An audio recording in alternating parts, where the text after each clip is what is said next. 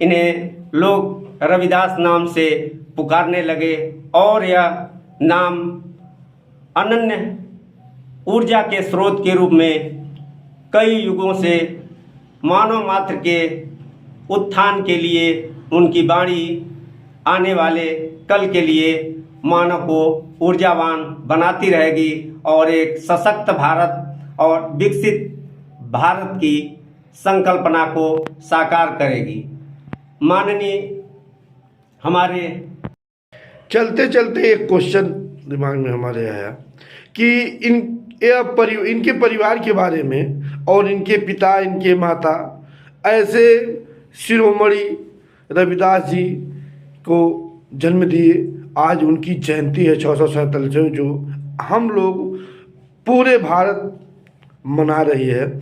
आप उनके परिवार के बारे में क्या कहना चाहते हैं, उनके माता पिता के बारे में? समाज सुधारक, कबीर एवं दार्शनिक थे। आज चर्चा उस कवि पुंजों की करनी है जिसकी वाणी अनादिकाल से मुखरित होती आई है और आगे भी उनकी वाणी से यह समाज व विश्व समुदाय प्रेरणा स्रोत लेता रहेगा। हमारे किसी भी धर्म और संस्कृति में ऊंच नीच और भेदभाव से विमुख होकर निष्काम कर्म की कल्पना की गई है।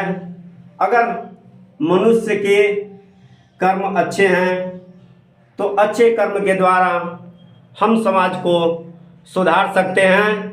एक सुधरा हुआ समाज ही आने वाली पीढ़ी को प्रेरणा देता रहेगा और यह प्रेरणा हम संत रविदास जी के वाणी से प्राप्त कर सकते हैं।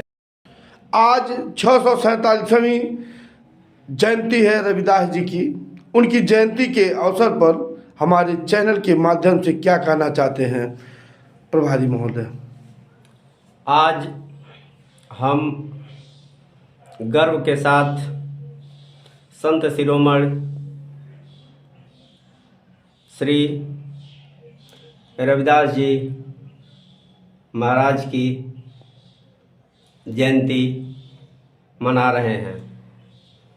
आज हम उनकी 647वीं जयंती मना रहे हैं।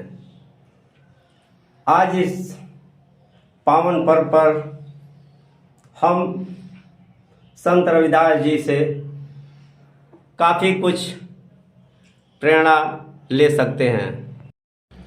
आज रविदास जी की 647वीं जयंती है। इनकी जयंती के अवसर पर देखने को मिला कि खलीलाबाद स्थित तामेश्वर धाम के प्रांगण में रविदास जी की प्रतिमा का लगा हुआ है। जब एबीपीएस खबर की टीम पहुंची तो वहां पर लोक पूर्व विधानसभा प्रत्याशी 312 मेहदावल एवं लोकसभा 62 संत कबीर नगर प्रभारी पंडित राम के द्विवेदी जी द्वारा वहाँ देखने को मिला कि रविदास जी की 647वीं जयंती के अवसर पर अपने दल बल के साथ वहाँ पर माल्यार्पण किए, पुष्प अर्पित किए, दीप प्रज्वलित किए और मीडिया से बातचीत करते हुए आइए जानते हैं कि क्या युवा पीढ़ी के बारे में और रविदास जी की 647वीं जयंती मना रहे हैं हमारे चैनल के माध्यम से, क्या युवा पीढ़ी में संदेश देना चाह रहे हैं। हम चल रहे हैं पंडित राम के द्विवेदी जी से जानने की कोशिश कर रहे हैं।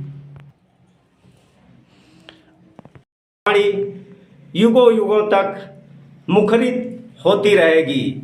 आज जो युवा पीढ़ी कर्म से विमुख होना चाहती है, ऐसी स्थिति में कर्म से विमुख होकर हम पाखंड की ओर जाकर एक अच्छे समाज की परिकल्पना नहीं कर सकेंगे।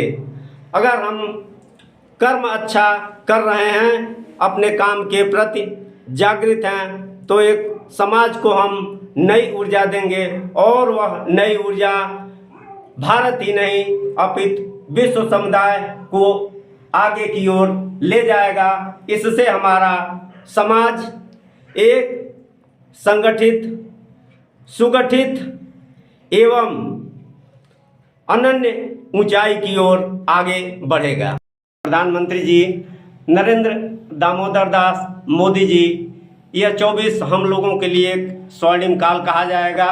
हम भारतवासी राम को तो स्थापित किए ही हैं और इस फरवरी माह में संत रविदास जी की 25 फुट ऊंची प्रतिमा का अनावरण प्रधानमंत्री जी अपने कर कमलों से किए। वह मूर्ति ही नहीं, हमारे समाज के लिए एक अनन्य ऊर्जा का स्रोत है। हमारे सिख भाइयों के लिए, हमारी पूरी मानवता के लिए वह एक अनन्य अपने प्रेरणा स्रोत को समाज के लिए जागृत होने का काम आने वाली पीढ़ी के लिए करते रहेंगे। संत रविदास जी ने कहा था, मन चंगा तो कठौती में गंगा।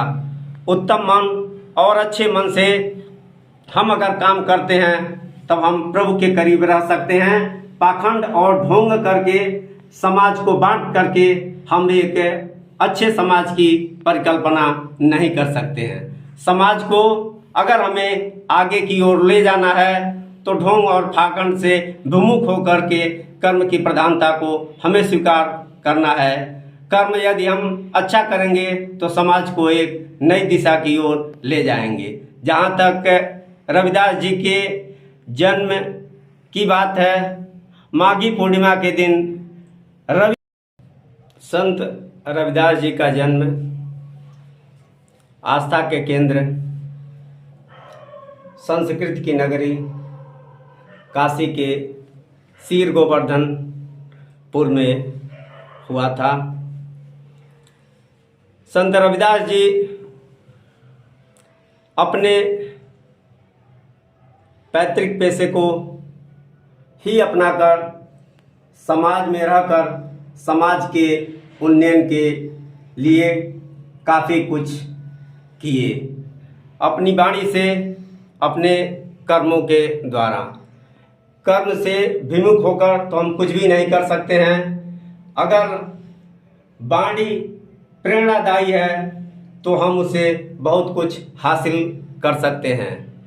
हम पाखंड को छोड़ करके अगर हम कर्म में तल्लीन रहते हैं तो एक समाज को नई दिशा देंगे और हम समाज को जागृत करेंगे।